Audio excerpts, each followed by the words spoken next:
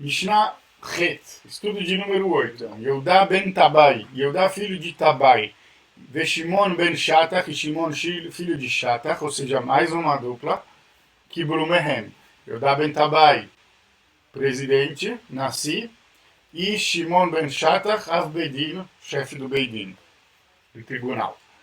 Yehudá ben Tabai Omer, Yehudá ben Tabai diz, Al ta'as atzmecha keorchei adayanim. Ele diz o seguinte: quando você for julgar, fazer algum tipo de julgamento, não te constituas advogado. Ursheihiu baalei adin omdim lefanecha. E quando os litigantes estiverem diante de ti, quando os dois lados de um julgamento estiverem diante de ti, iu benecha kershaim, que eles sejam a teus olhos como injustos, como culpados. Muito interessante isso.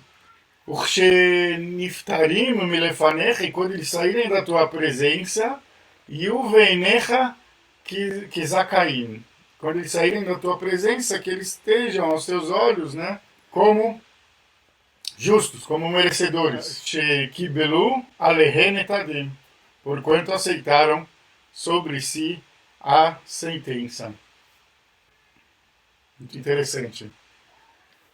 Nesse estudo, pessoal, Pirkei Avot nos transmite algumas noções de injustiça e julgamento. De justiça, não de injustiça. Bom, noções de injustiça, inversamente, também são noções de injustiça e julgamento. Para uma casualidade onde, hipoteticamente, estejamos desempenhando alguma função típica de juízes ou partes. Para quê? Para que a gente possa entender melhor e assimilar esse senso de justiça. Por exemplo, duas pessoas no Shio vêm para mim com uma questão que está causando conflito entre elas. Então, no momento que eu vou escutar as duas, eu preciso ouvir como se ambos estivessem errados, como se ambos fossem culpados. E no momento que elas saírem da minha presença, eu tenho que pensar que ambos são, entre aspas, inocentes. A inversa. Então, para que através disso, no momento que eu considero ambos culpados, ambas as pessoas culpadas, então eu vou tentar buscar mais a fundo, investigar o que aconteceu, qual é a verdade dos fatos. E no momento em que elas saíram, eu já não tenho mais como obter novas informações, então eu tenho que tratá-los como meritórios, como que ambos, como se tivessem ambos de boa fé, de boa vontade. No sentido de que todas as informações já foram extraídas. Agora eu preciso pensar para entender com quem que está a razão, no meu ponto de vista. E aqui eu não preciso mais instigar e apertar eles para saber, né, da história na maior riqueza de detalhes possível. Tá bom? A imparcialidade do julgador aparece como ponto principal que abre o estudo e a reflexão deste tema. Um juiz não deve dar conselhos a nenhuma das partes, pois assim ele tem, né, porque assim ele acaba talvez pendendo para um lado e ele poderá ser questionado pelo outro lado. Tá? Isso quando existem duas partes. Não confundir com situações que a gente já viveu, onde uma das partes é o próprio Estado, quer dizer, é o próprio país. Então, o juiz que representa o Estado com a parte acusadora, que normalmente também representa o Estado, não tem esse mesmo critério, ele não está sendo tendencioso para um lado. A gente está falando de um julgamento simples, com duas pessoas, uma de cada lado. A gente não pode ser parcial. A gente não pode dar conselhos, olha, para prejudicar o outro. Agora, o que sim a gente deve dar conselhos? Isso para os dois lados. Isso também é igual no direito. É de como proceder. Olha, você não sabe como proceder? Você está dizendo que você tem a razão, então você vai entrar com a ação assim, você vai escrever sua defesa assim, você vai argumentar assim, no intuito de me convencer com seus argumentos de que a verdade e a razão está do seu lado. E o outro lado é a mesma coisa. Então, certos tipos de orientação são aquela orientação básica, primária. Essa não tira a sua imparcialidade. Qual tira a sua imparcialidade? Ah, peraí, você está inseguro? Vamos dar igualdade para esse jogo aqui. Eu vou te falar, você acusa ele disso, disso e disso, que eu vou acatar. Tá? Entende a diferença?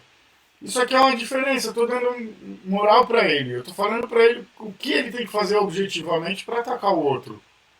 E não como funciona o jogo, quais são as regras do jogo, para que ele possa ser jogado de forma imparcial.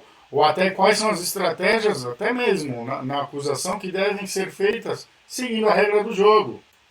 Porque ao mesmo tempo que acusações podem ser feitas, existe um direito maior que é o direito à defesa. Então a gente não pode de jeito nenhum cercear, porque no direito da defesa, se a pessoa precisar de uma orientação do juiz, é muito mais importante essa orientação do que a orientação que o juiz eventualmente pode dar para o acusador, certo? Porque é na defesa que a pessoa precisa, vamos dizer, apelar. É na defesa que a pessoa precisa né, ter condições de se defender justamente. E interessante, ele diz que quando existe um conflito de pessoas, a gente instiga, mas depois do julgamento, ambos são inocentes, uma vez que se prestaram ao julgamento em si. Na verdade, antes disso, no momento em que eles saem, o juiz vai refletir em si, ele já tem que ter esse bom olhar para eles. Porque agora ele já sabe o grosso da história, ele já ouviu de ambos, e juntando os elementos, ele vai poder dar a razão para um dos lados. Certo? E uma vez que já se prestaram ao julgamento e aceitaram a decisão final, isso com certeza é a prova substancial que se conseguiu resolver o conflito. E esse é o maior objetivo sempre, resolver a harmonia para unir as pessoas, para termos paz, enfim, para conseguirmos novamente restabelecer um equilíbrio. E ele depende, a gente sabe, em grande parte da justiça. Então a justiça ela é fundamental e ela é uma das nossas maiores referências, tá bom? Mishnah Tet 9. שמעון בן שטח אומר, הווי מרבה לחקור את העדים, והווי זהיר בדבריך, שמא מתוכן ילמדו שקר. Vejam como são os conceitos do julgamento, que coisa mais linda. Você deve ser o máximo diligente, cuidadoso na investigação, na pesquisa sobre as testemunhas. Então, você precisa interrogar ao máximo as testemunhas para poder tirar delas o máximo de informação que te ajude, né, a recriar a história, chegar na verdade dos fatos. Ve'ave Isair bidvarecha. Escolhe bem tuas palavras, seja cuidadoso com as tuas palavras. Por quê? Shema mitochan ilmedu leshaker. Porque talvez essas palavras induzam as testemunhas a falsear a verdade. Então a gente tem que tomar muito cuidado. Não fazer aquela pergunta que joga a pessoa a responder aquilo que eu quero que ela responda, mas sim aquilo que é necessário que ela responda. Então, assim, aquela pergunta maliciosa, pergunta aqui para a testemunha, mas você viu ou não viu ele lá? Vi. Mas e se ele estava lá, naquela hora do dia, fazendo não sei o quê? Não parece para você muito estranho? E eu estou querendo condenar, não parece para você muito esquisito? Ele estava ali, a gente viu a pessoa mexendo na bolsa da senhorinha, não é estranho? Você está querendo jogar, né, o pensamento para condenar. E eventualmente a testemunha vai acabar pegando errado isso e utilizando para adulterar de alguma maneira as suas palavras. Então o juiz ele tem que ser muito cuidadoso para ouvir testemunho. E assim, muitas vezes na sinagoga, a pessoa que está na liderança acaba passando por isso, porque pessoas discutem, se desentendem e vêm trazer para o Moré, no meu caso, essas questões. E muitas vezes as pessoas falam, não, mas o Sam está de mau humor, mas o Sam é bravo, mas o Sam é isso. Isso é uma grande mentira. A gente tem que ser muito cuidadoso, muito diligente. Então quando acontecem situações desagradáveis, é óbvio que o Moré, ou a pessoa que está nessa função central, tem que fechar a cara. Tem que fazer cara de poucos amigos. A gente não quer ter amigos no momento de avaliar coisas que aconteceram. A gente não quer chancelar, atestar nenhuma injustiça. A gente acredita no grande juiz e mais ainda acredita que ele está vendo tudo, inclusive minha consciência. Como é que eu vou aqui ser parcial? Isso não tem como. A testemunha é um dos meios de prova mais comuns e usuais, inclusive na literatura judaica. O interrogatório minucioso, né, detalhado, permite que se avalie a fundo o depoimento das testemunhas e é um instrumento muito importante na busca pela verdade que se deseja provar. Enquanto que a cautela, especialmente quando lidamos com a disputa de interesses, se faz necessária para proteger a veracidade do depoimento. Proteger que aquilo que está sendo colocado pela testemunha seja verdade. E não que ele está falando aquilo ali porque eu induzi com a minha pergunta.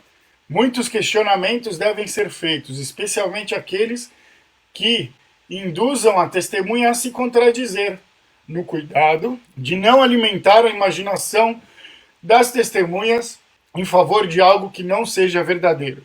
A coerência é o ponto principal que deve direcionar a opinião final sobre o fato ocorrido, pois, por este caminho, se poderá avaliar os depoimentos que perderão ou ganharão força no processo probatório, ou seja, naquela etapa onde as provas vão se colocando e vão construindo, então, um fato comprovado, vamos dizer assim, que se busca, né, que busca ser reconstituído nos seus detalhes.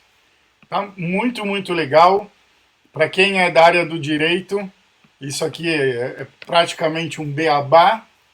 E para quem não é, isso mostra um pouco de por que as pessoas que estudam direito normalmente gostam tanto, por que as pessoas que estudam Talmud e também Halakha gostam tanto, porque são assuntos que vão nos envolvendo de uma verdade, de uma coerência tão grande, de uma ética tão bonita, que realmente nos inspiram a seguir nesse mesmo caminho e a buscar ainda mais esses conhecimentos e diretrizes para que a gente consiga continuar, né? Que a gente consiga fazer o melhor sempre, buscar a verdade sempre.